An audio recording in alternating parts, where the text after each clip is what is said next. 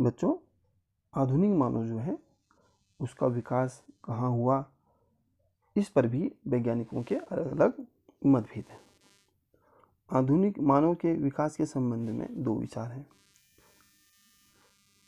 जिसमें पहला है क्षेत्रीय निरंतरता मॉडल, दूसरा प्रतिस्थापन मॉडल। क्षेत्रीय निरंतरता मॉडल किसे कहते हैं? जो अनेक क्षेत्रों में जो उत्पत्ति हुई है उसे क्षेत्रीय निरंतरता मॉडल कहते हैं। प्रतिस्थापन मॉडल किसे कहते हैं? जो केवल एक ही स्थान में उत्पत्ति हुई है उसे प्रतिस्थापन मॉडल कहते हैं। बच्चों, इसे हम थोड़ा सा विस्तारपूर्वक समझते हैं। बच्चों, पहले हम देखेंगे क्षेत्रीय निरंतरता मॉडल। क्षेत्रीय निरंतरता मॉडल के अनुसार अनेक क्षेत्रों में अलग अलग मनुष्य की उत्पत्ति हुई है और विभिन्न क्षेत्रों में रहने वाले होमो सेपियंस का आधुनिक मानव के रूप में विकास धीरे धीरे अलग अलग रफ्तार से हुआ है। परिणाम स्वरूप इस मॉडल के अनुसार ऐसा माना जाता है कि आधुनिक मानव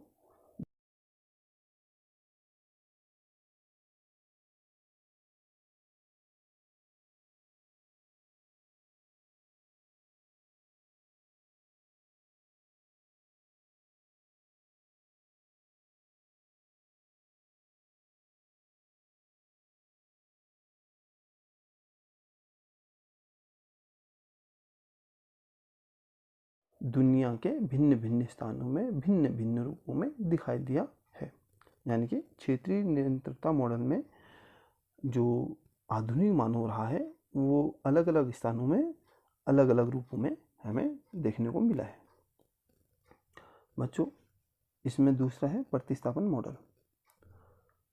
प्रतिस्थापन मॉडल के अनुसार मनुष्य का जो उद्भव हुआ है वो केवल एक ही स्थान में हुआ है और जिसे अफ्रीका में माना जाता है। बच्चों, प्रतिस्थापन मॉडल में यह कल्पना की गई है कि मानव के सभी पुराने रूप, चाहे वो कहीं भी थे, बदल गए हैं और उनका स्थान पूरी तरह आधुनिक मानव ने ले लिया है। इस विचारधारा का समर्थन इस साक्ष्य से होता है कि आधुनिक मानव में स्वतंत्र, शारीरिक और जननिक समरूपताएं पाई जाती थी और उनके पूर्वज एक ही स्थान यानी कि अफ्रीका में उत्पन्न हुए हैं।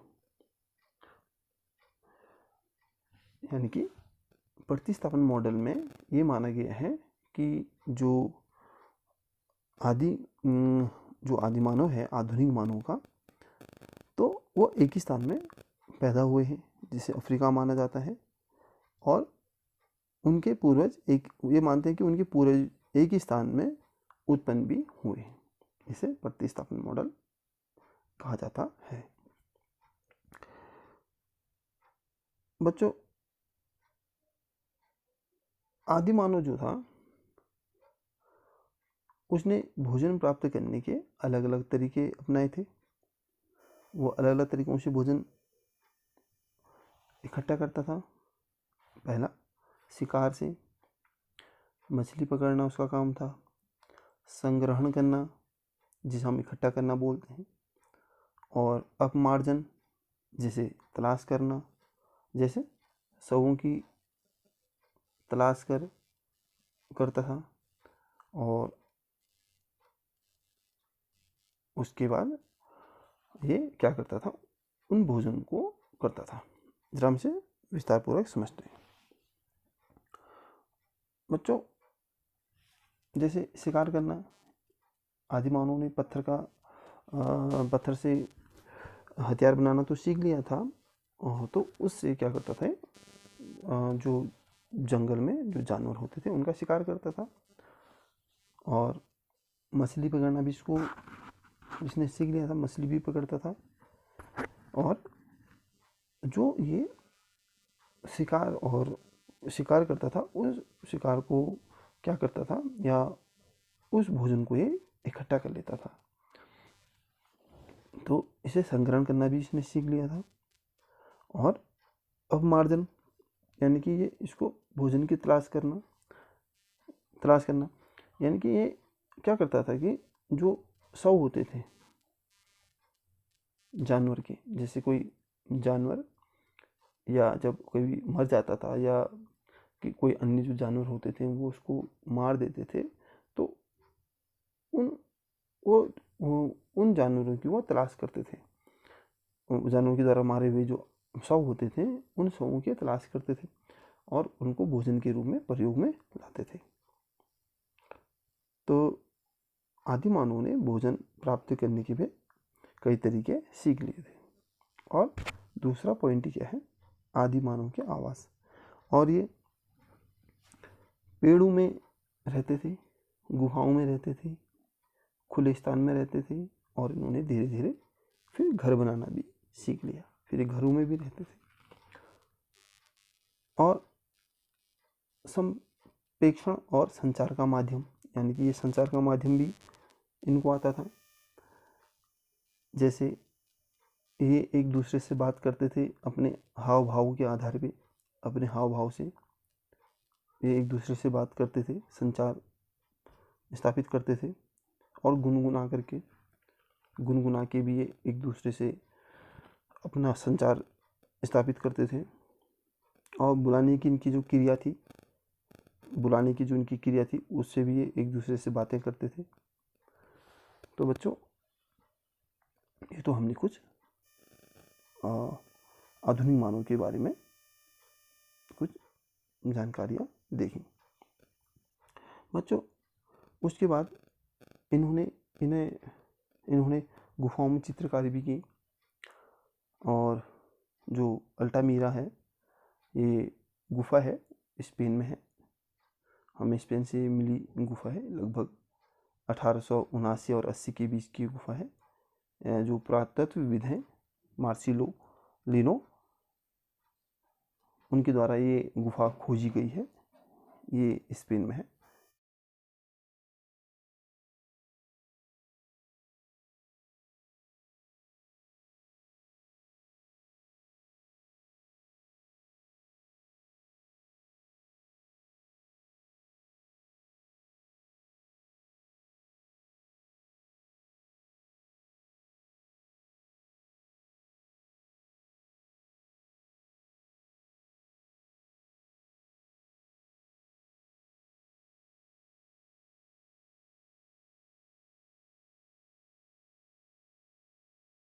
हमारा आधुनिक मानव है, उसके द्वारा वहाँ पर चित्रकारी की गई है।